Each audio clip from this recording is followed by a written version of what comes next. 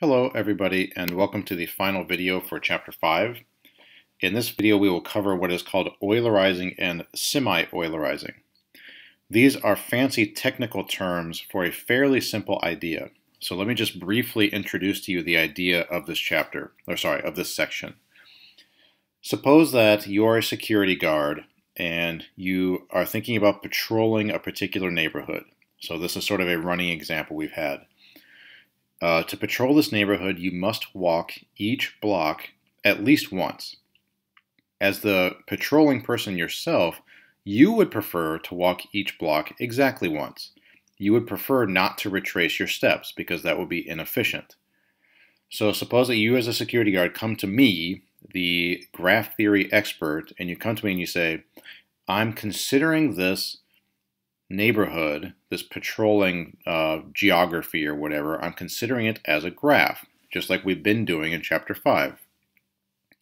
So in this graph, I would like to find an Euler circuit. I would like to find a path where I can start and end at the same place and traverse each edge exactly once. So in the real world, that corresponds to finding a walking route where you don't retrace your steps. You walk each block exactly once. So you come to me and you say, okay, graph theory expert, can I find the kind of route I'm looking for? And using Euler's theorem, I analyze this graph of yours, and suppose I come back to you and I say, no, you can't find such a path because there are odd vertices there. Your next natural follow-up question is, well, okay, so I can't find exactly what I'm looking for. What's the next best thing? You know, you, Mr. Graph Theory expert, have told me I'm going to have to retrace my steps. I'm going to have to walk some blocks more than once. Well, how many blocks do I have to walk more than once? Do I have to walk every block twice? Do I have to walk every block 3 times? So what I'm getting at here is even though you might not be able to find the exact kind of route you want, you're still going to have to do this patrolling, right? This is still your job. So you want to know, how can I walk around by doing a minimal amount of retracing, your steps? And that's what this section is about. In this section, we're going to be dealing with graphs that don't have Euler circuits or don't have Euler paths, but you still want to walk through them in an efficient manner. So how do you do that? So in this section, we will finally answer some of the routing problems raised at the beginning of the chapter. The common thread is the need to find optimal exhaustive routes in a connective graph. So again, an exhaustive route just means you've walked every edge at least once. How do you do this? How do you find an optimal route, a route that minimizes the amount of retracing of your steps you have to do? So let's refresh our memory of what all this means. Exhaustive route describes a route that travels along the edges of a graph and passes through each and every edge at least once. So it's an Euler path, essentially. It's an Euler path in which it's technically not an Euler path, but it's kind of like an Euler path. You want to walk each edge at least once. If you end up walking each edge exactly once, then you've walked an Euler path. So an exhaustive route, the best you can do is an Euler path, but sometimes you can't find an Euler path. It depends on what the graph is. So as we just pointed out, such a route could be an Euler circuit if there are no odd vertices in the graph, could be an Euler path if the graph has exactly 2 odd vertices. But when you have graphs with more than 2 odd vertices, you know you can't find an Euler path, and you know you can't find an Euler circuit. So if you're going to walk each edge at least once, you're going to have to retrace your steps sometimes. You're going to have to recross some of the edges. This is just a fact. You know, this follows from Euler's theorems as we discussed in section 5.3, right, the previous section. So we are interested in finding exhaustive routes that recross the fewest number of edges. Why? Well, because of the real-world applications of these things, right? So the patrol person, the security guard through a neighborhood is one such example. And in many applications, each edge represents a unit of cost, like a unit of distance, a unit of maybe literal cost. Maybe you're measuring the amount of gas you're burning, and so you're measuring the amount of money that gas costs, whatever. So the more edges along the route, the higher the cost of the overall route. In an exhaustive route, the first pass along an edge is a necessary expense. So if you're going to walk an exhaustive route, you're going to have to cross every edge at least once, right? So you can't avoid certain edges just because they have high costs. So the first pass along an edge is necessary as part of the requirement of the job, but any additional pass along that edge represents a wasted expense. These extra passes are often described as deadhead travel. An exhaustive route that minimizes the overall cost, which we call an optimal route, is one with the fewest number of deadhead edges. Okay, so again, the global setup here is you're going to patrol this neighborhood. If you have to retrace your steps, let's not retrace too much, right? Let's keep the cost low of all of this retracing of steps. We are now going to see how the theory developed in the preceding sections will help us design optimal exhaustive routes for graphs with many, and oftentimes many more than, just two odd vertices.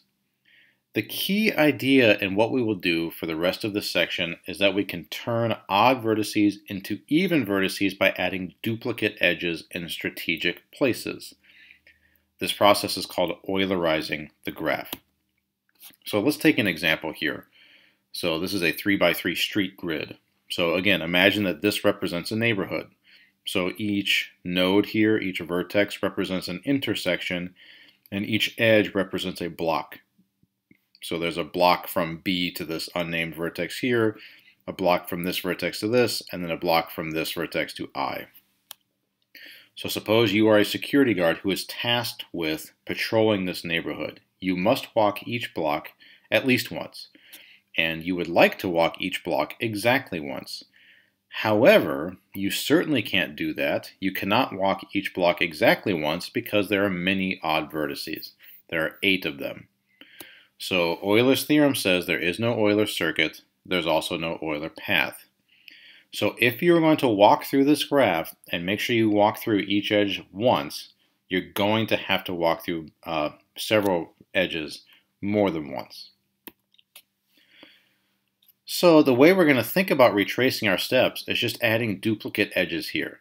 So adding a duplicate edge from L to K, what that literally means is now when I walk through this new graph, I'm going to walk this block twice. So walking this blue edge means walking the block once, and then when I walk this red edge, I've walked that block again. So notice a few things here. Here's the original graph. This graph has no Euler circuit, also has no Euler path. Okay, there are 8 odd vertices. But when I just make a copy of this edge and paste it in here, a copy of this edge and paste it in, copy of this edge, paste it in, and a copy of this blue edge, paste it in. Now consider this new graph with 4 new edges there. In this graph, notice that every vertex is even. Okay, so this is in contrast to the old graph in which there were many odd vertices, many vertices that weren't even. But now when I just paste in a few edge duplicates, I get a graph that does indeed have an Euler circuit because in this graph, every vertex is even. So this is literally what it means to Eulerize a graph. You take a graph that does not have an Euler circuit. And the reason it doesn't have an Euler circuit is because there are odd vertices. You then add enough edges so that, and when I say add edges, I mean add duplicates of existing edges. So for example, you can't just draw an edge from A to this vertex. You can't do that because that's not a duplicate of an existing edge. You also can't just draw an edge from A to D because there wasn't in the original graph an edge from A to D. But if you want to, you can add an edge from A to B or from A to L or from here to here. You can add duplicates of edges that exist already. But with all that being said, to Eulerize a graph means to take a graph with odd vertices and add edge duplicates so that the resulting graph has no odd vertices. Therefore, the original graph, which had no Euler circuit, is now turned into a new graph that does have an Euler circuit. So with this new graph in place, we can now give the security guard a possible route. So he can go like 1, 2, 3, and you can find this route using Flory's algorithm, just like we did in 5.3 if you want to. So, but here it is, 1, 2, 3, 4, 5, 6, 7, 8, 9, 10. Now notice we've retraced our steps here, right? This block inside the neighborhood we've now walked twice. 11, 12, 13, 14, 15, 16, 17, 18, 19, 20, 21. Now we've retraced our steps again. You know, we've walked the same block twice. And then 22, 23, 24, 25, 26, 27, 28, and now we're back to where we started. Okay, so if you are giving advice to a security guard about how to patrol this neighborhood, here's one way he could do it and retrace his steps. Not very much, right? He had to retrace his steps 4 times. Now notice that what we've done here is actually non-trivial. So if you're just like, if you're giving the security guard advice and you don't care how often he retraces his steps, maybe because you don't care about him, you can give him the following kind of route. You could say, you know, start at A and then walk to B and walk back to A, and then walk to L and walk back to A, and then walk to L to K and then back to L, back to A. You know, you can give him just wildly inefficient routes. So you see what I'm going to do next? I would say like, oh, now go from A to L to K to J, and then back to A to B to C, back to A to B to C to D, back to A. You know, you keep doing it like this. That's wildly inefficient.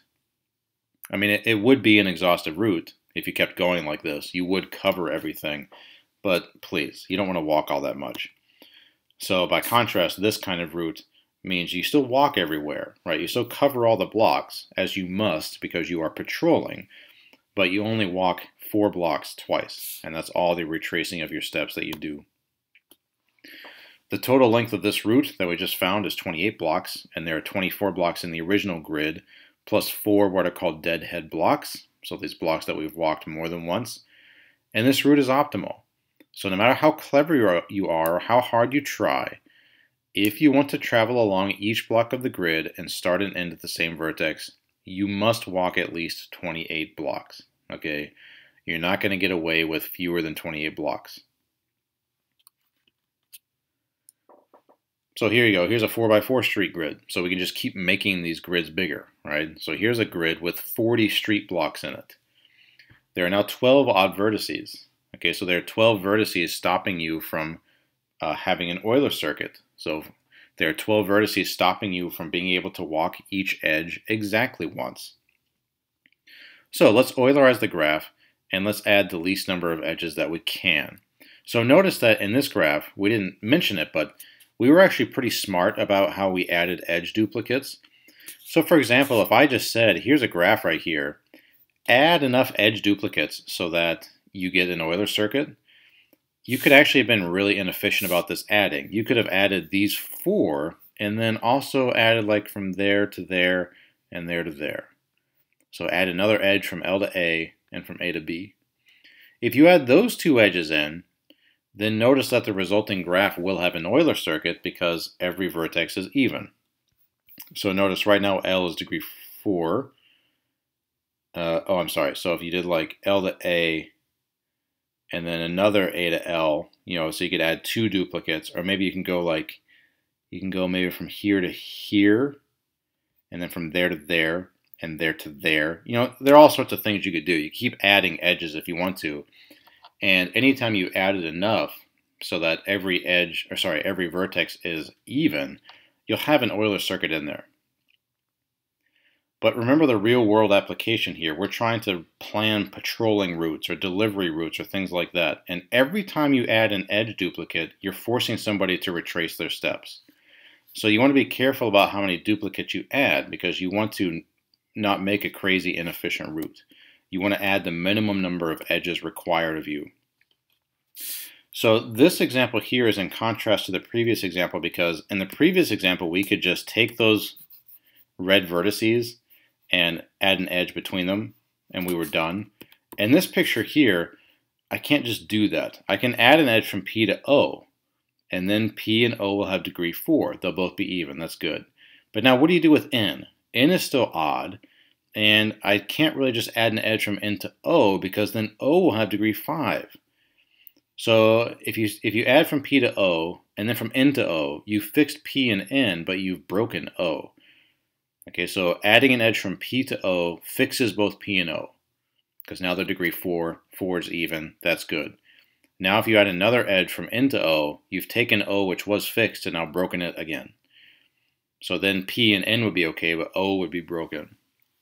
So you need to be careful about this. You want to add edge duplicates in such a way that you're not keeping things odd that used to be odd.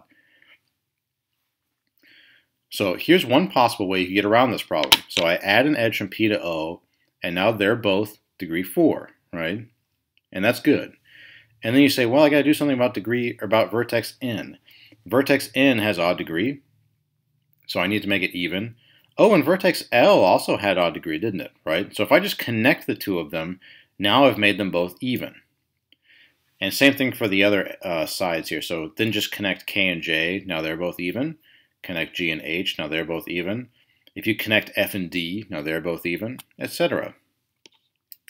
Notice, though, I haven't actually read the text here on the slide, but the first sentence here says, this figure shows how not to do it. Okay? So why is a picture like this bad? It's good in the sense that the resulting graph does have an Euler circuit, okay? Because every vertex in this picture here is even. All the degrees are even now. So if I just handed you this graph cold with no context and I said, hey, is there an Euler circuit here? You would say, why, yes, there is, right? So that's not a problem. The fact that there is an Euler circuit is not a problem. What is a problem is that you must only add duplicates of existing edges. So this edge right here from N to L, when you glue that in there, it does make N and L both even. The problem, though, is that there was no original edge from N to L. So in other words, if you're thinking of this original picture as a 4x4 street grid, right? Each individual edge represents a block of a street. When you glue in an edge like this from N to L, you are creating out of thin air a street that does not exist. Okay, a block of a street that does not exist. So imagine in this picture here, there are buildings in between all these grid lines, right? So buildings in here, and in particular, buildings right here. When you add an edge from N to L, it's like you're saying you can just plow through the buildings right here, right? But you can't. If you want to go from N to L, you cannot get there directly. You have to go to M first, then over to L. Or you have to go like to this intersection first, and then down to L, or whatever. But you cannot just in one step, in one block, go from N to L. So this graph is out. This is not an Eulerization of the original graph because you haven't used only the original edges in the original graph. So here is a legal Eulerization, but it's not optimal. So in this case, notice that at least when we splice in new edges, we're making copies of existing edges. Okay, so that's good. So now we don't have any nonsense like before where we were taking shortcuts where shortcuts did not exist. So now there are no shortcuts. We're just duplicating edges that were already there. If you think about it for a little while, though, you will notice that we could have actually gotten away with adding in fewer edges than this. So we added here 1, 2, 3, 4, 5, 6, 7, 8, 9, 10 new edges to this picture. What that would mean is that if you're a security guard patrolling this neighborhood, you would have to walk 10 different blocks 2 times. So there are 10 different blocks where you'd have to walk them one more time than you want to. You can actually do better than that. Here's an example of doing better. So now, notice I've only added edge duplicates and there are only 8 new edges. So like 1, 2, 3, 4, 5, 6, 7, 8. Okay, so that's better than 10. Because in this picture here, you would have had to retrace your steps 10 times. But in this picture, you only have to retrace your steps 8 times. And if you think about it for a little while, you will see that you actually can't do any better than this. So this is the best you can do. It would be nice if you could just, as we did before, go directly from N to L. Then you wouldn't have to add 2 edges here. But as we pointed out, you can only duplicate existing edges. So therefore, once you fix P and O, which we fixed by adding an edge between them, now P and O are both even.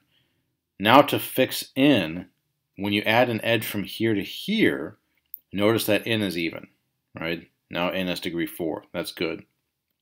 But when you add this edge in, notice that this vertex right here So imagine that this red right here is gone.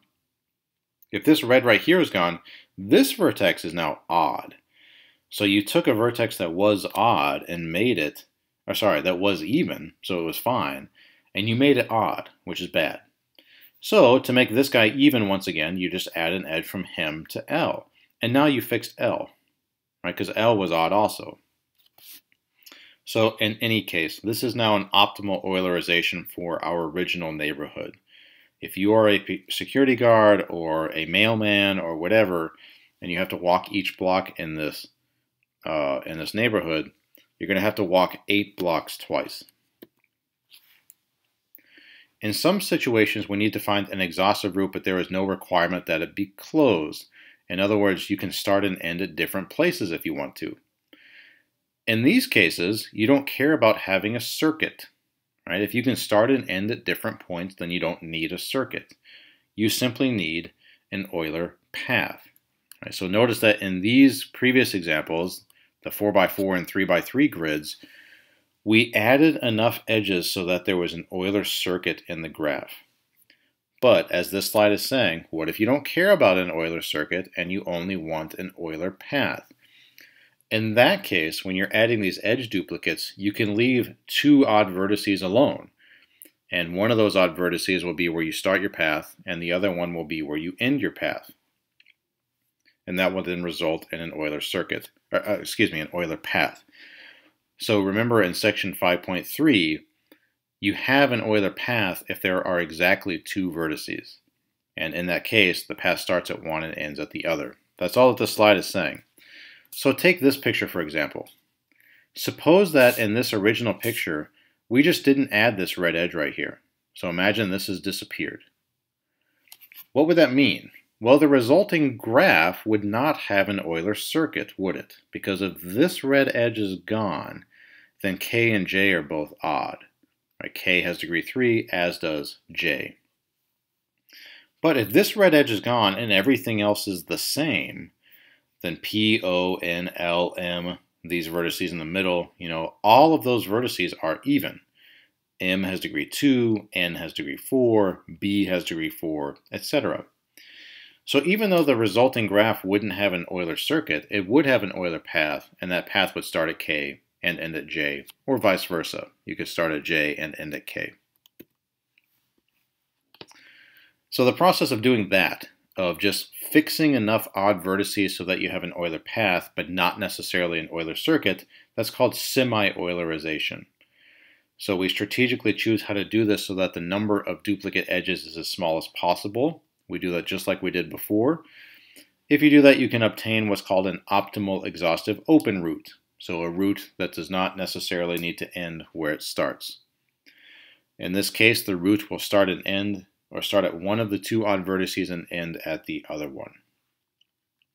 So again, before I show you an example, the idea of this example was that odd vertices are bad. Let's fix all of them. So in the resulting picture, all of the odd vertices have been transformed into even vertices. We fixed them all.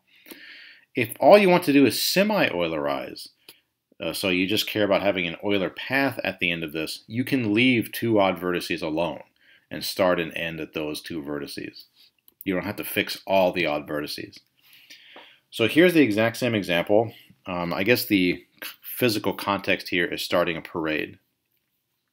So you are in charge of having a parade go through all of these blocks. So people have lined their chairs along every single one of these blocks, and you have to make sure the parade passes by everybody.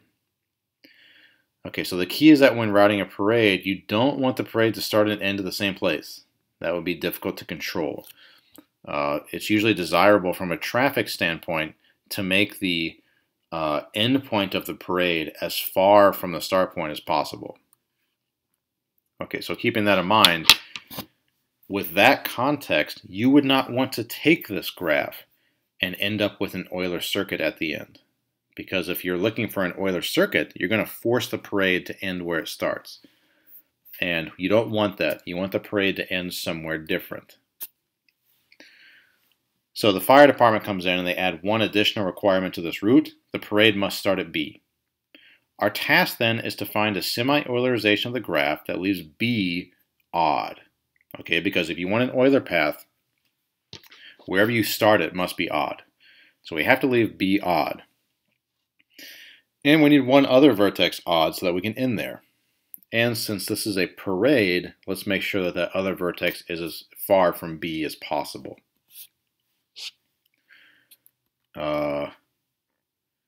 Preferably a vertex far from B. Okay, so P is not terribly far from B, is it? But let's start with this example.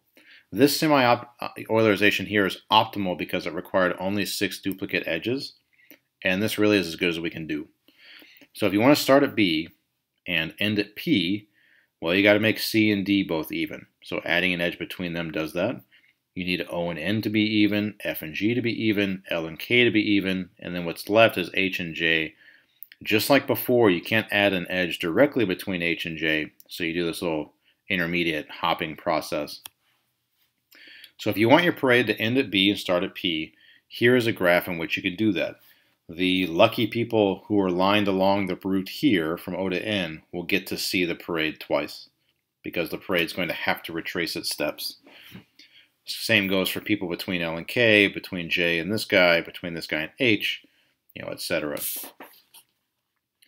In this case, though, the endpoint here, P, is pretty close to B, right? And we said we didn't really want that. But here's one possible way you could plan your parade route. So let's actually choose a vertex that's pretty far from B. So K is pretty far from B, right? Now everybody's happy here. A different semi-Eulerization is shown here. In this case, however, the parade route is not optimal because it has 7 deadhead blocks.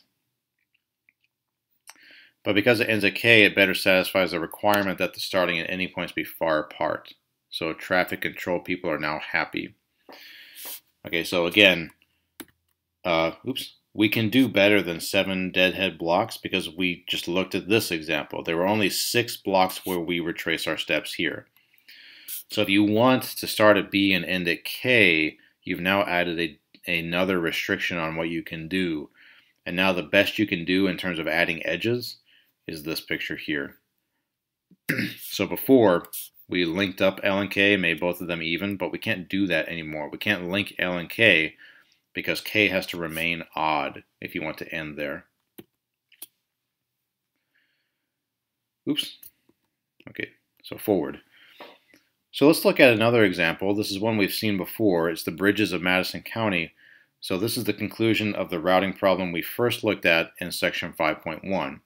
A photographer needs to take photos of each of the 11 bridges in Madison County. So he's essentially going to start somewhere and walk across each bridge as he's taking pictures. So he's going to cross each bridge. Here's a graph model of the bridge layout. So the right bank here is connected to B via 2 edges, 2 bridges. The right bank is connected to Island A via the Truman Bridge, so a single edge. The right bank is connected to the left bank via 2 bridges, Washington and Jefferson, etc.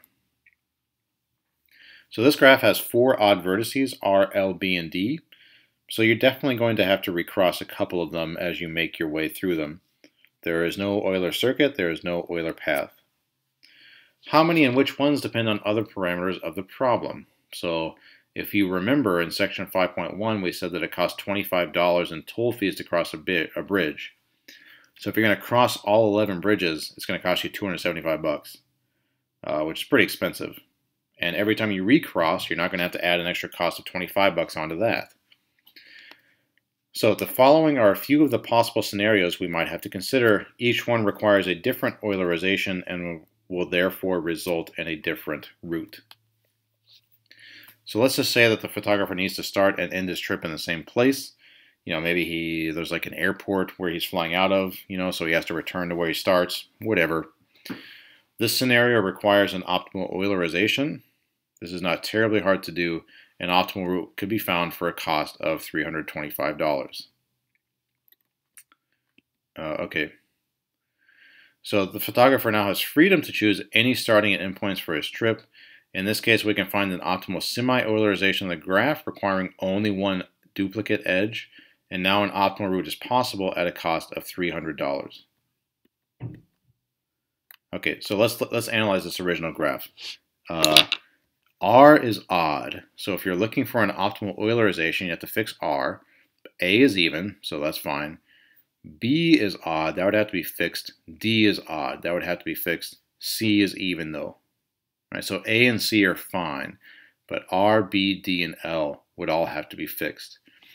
So if you wanted an optimal Eulerization, so you want to fix all the vertices, then you can add in an edge from R to L.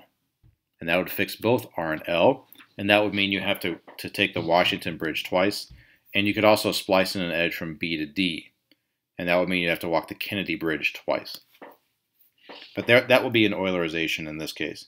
And then a semi-Eulerization you could just do from B to D and leave R and L alone, which would mean you would start at R and end at L.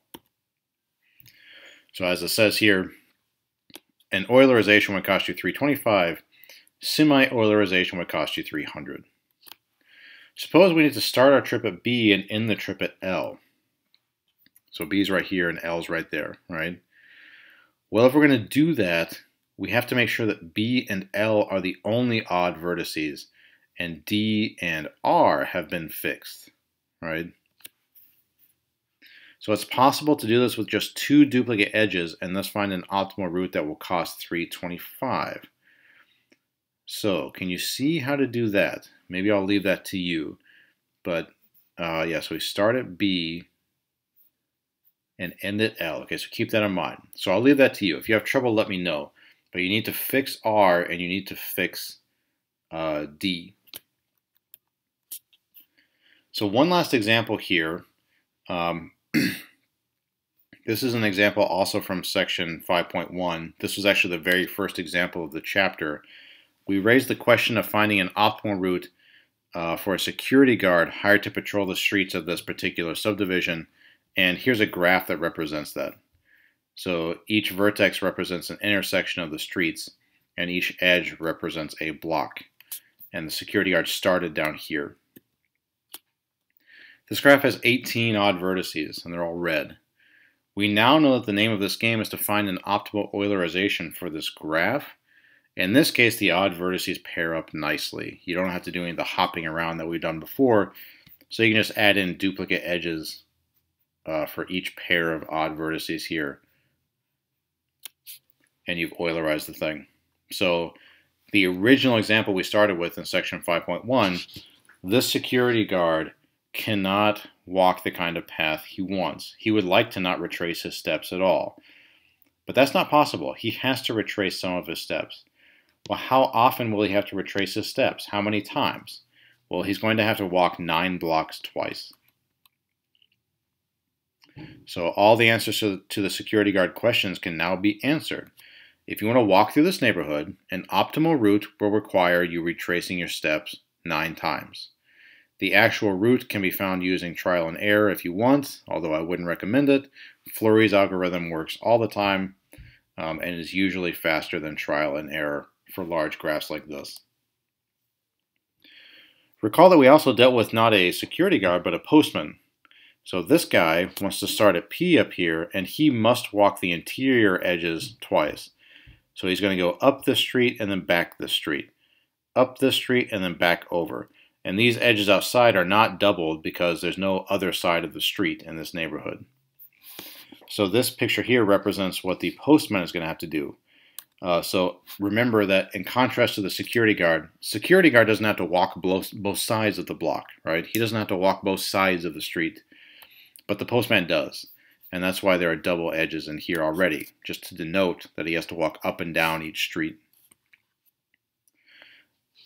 Okay, so in this case, the mail carrier analyzes this graph, and he notices that all the vertices in this graph are even already. So he can find the kind of route he wants. He already must go up and down these streets more than once, right? But given that as a restriction, or as a parameter of the problem, he looks at this graph and says, oh, I don't ever have to walk any block 3 times, right? And these outer edges here, I don't have to walk more than once if I don't want to. So again, if I just gave you, I don't know why it goes to the beginning here. If I just gave you this graph cold and said, look, this graph represents a neighborhood and represents what a postman has to walk through in the neighborhood. Can you find for me, please, a route for this postman in which he walks the minimal amount? If you didn't have any graph theory tools at your disposal, you would say, I don't know. I mean, what do you want from me? But now you can actually just Fleury's algorithm this guy if you want to. We're not going to do it because it might take a little while, but you can just hit this graph with Fleury's algorithm, and now you'll know exactly what the postman should do. You can find an optimal route for him in which he won't have to retrace his steps on the given side of a block. Okay, so we've now finished chapter 5. You can now answer any question about street routing problems, about patrolling or mail delivery or things like this.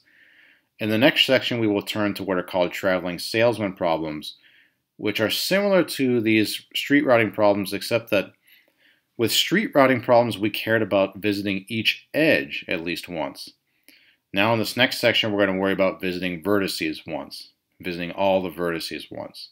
So the focus will shift from edges to vertices.